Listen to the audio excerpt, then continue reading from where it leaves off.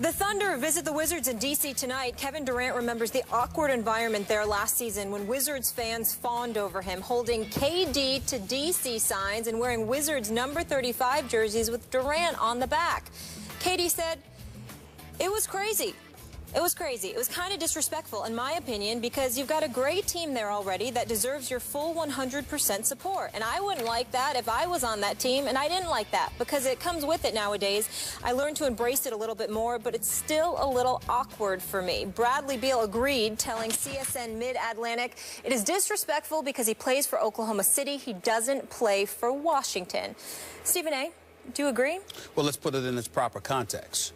If Bradley Beal is saying that it is disrespectful for them to be rooting for Kevin Durant while he plays for Oklahoma City, to the point where he's in the arena at the Verizon Center and they're cheering his every shot and his every point and all of this other stuff. I don't think that's what he's saying. I know that. What I'm saying is that you have people in Washington, because I spoke to a few this morning that were talking about, well, that's what he meant. Okay, that's what they meant. And I was like, nope, that's not what they're talking about here. What they're talking about with the signs, KD wanting him to come here. Let me wait. I love me some Bradley Beal and John Wall. I love them both. They're good people, and they're going to be great players. They're wrong here. Bradley Beal is wrong here. I have no problem whatsoever with fans in D.C. You should be booing him during the game. You know, you don't want him to beat your team, but wanting him to come to D.C. That's campaigning. That's what you're talking about. That's campaigning. That's the operative word. That's right, the campaigning. Okay. I have no problem with it. Zero whatsoever. If you're the Washington Wizards, you better get him. You better try. You better exhaust every measure to get somebody who is universally recognized as one of the top 3 players on the planet. Bradley Beal with John Wall, if KD come to D.C.? Are you kidding me? I mean, oh my Lord, I can't even imagine. I can't even imagine what life would be like in the nation's capital if KD rolled up in D.C. Now, I'm hearing otherwise. I understand. Okay, I'm hearing he's going to stay in OKC, or that LA's a viable option, but Washington is still a possibility. He is going to be an unrestricted free agent, free to go wherever he wants to go. All of that is true, but I got to tell you something. I'm looking at KD.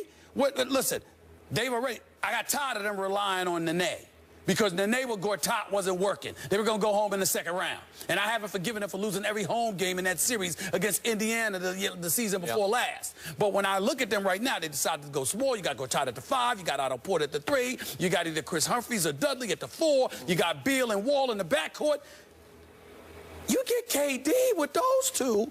The other 2 positions should just be out there for mop-up duty. Grab rebounds, defend, and shut the hell up and hope you get the ball. Because those 3 dudes need to be shooting all of the time.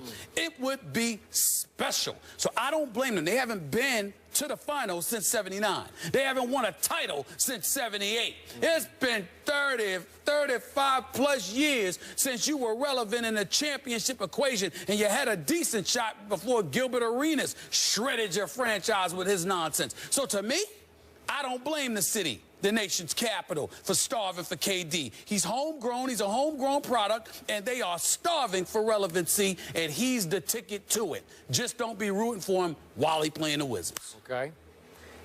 I disagree with what you just said, but we have a double-edged sword here. We have KD and we have Bradley Beal, both saying it's disrespectful. I think Kevin's not being completely honest with his feelings there, because he can't be. He's got to be PC and say the right thing, which is, boy, that's disrespectful to him. I think deep down or privately, he really appreciates it and actually probably loves it, because he's from that neighborhood, man. And to go home and feel the love from those folks, I think it means a lot to Kevin.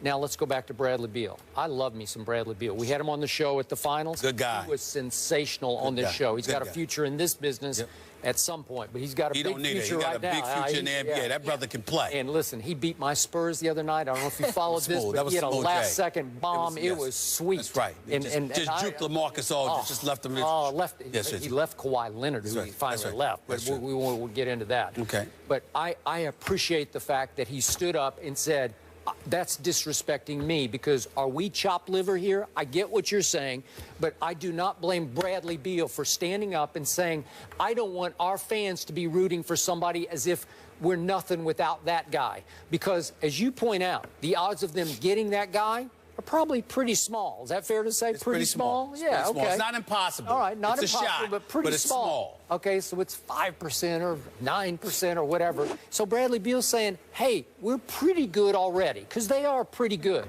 And they lost to Atlanta in the second round, as you say, last year, 4-2. That was about as good as they could get, and that was with Paul Pierce. Are they going to miss him this year? Is it going to be the same? Will they have the same sort of, you know, that veteran, gutty leadership or big shot making when it's time? I don't know. I still like the team. I don't love them, but I love the fact that Bradley Beal stood up and said, no, don't do that to us, because we got a chance. Well, you can love it all you want. What I'm saying is, it ain't disrespectful for a fan base that hasn't been to the finals since 1979. And keep in mind, 1979. I was there. I covered those games. Molly, 1979. Yeah. I was 12 years old. Yeah, I wasn't That's born. the last time. I'm sorry, I apologize. I was 11 going on 12. So the point that I'm trying to make to you is, yes, Wesley Unseld, Elvin Hayes and the crew, Bobby Dandridge and them.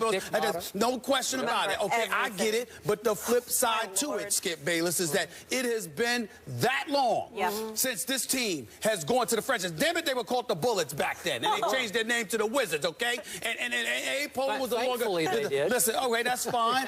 But in the end, especially some incidents they had on that team. In the end, you're not doing anything. And Bradley Beal has got a lot of promise. I love that brother. John Wall is big time to me, and he's going to get even better. But they need more. They are not beating LeBron James. No. They're not competing with Cleveland and them if you don't get a Durant. And the real question is, does Durant want to come east and contend against LeBron? Yep. I ain't getting to that. We can save that for another time. Okay. But what I'm saying, what I'm telling you is, if Durant goes to Washington, oh, it's Cleveland, Washington. There ain't even a reason to talk about anybody. Hey, I got to say this real quick. If I'm Kevin Durant, I would much rather compete against just LeBron than the entire West, man, because the West is rough. Well, that's fair. That's fair enough, depending on how you look at it. Because if you're going against teams, then if you fall, it's plausible. But if you come to the East and you keep losing to LeBron, then that's much more indictable. Yeah, okay. It depends on how you look at it. Either way, he's big time, one of the best players in the world, and Washington would be an instant contender with him. Who will bring home a championship first, the Redskins or the Wizards? Oh, that would be the Wizards. That's for another day. That would be the Wizards if they had Durant. Teddy Bridgewater knocked out on Sunday, so how much are the Rams to blame? Ryan Clark will be back with us back in a moment.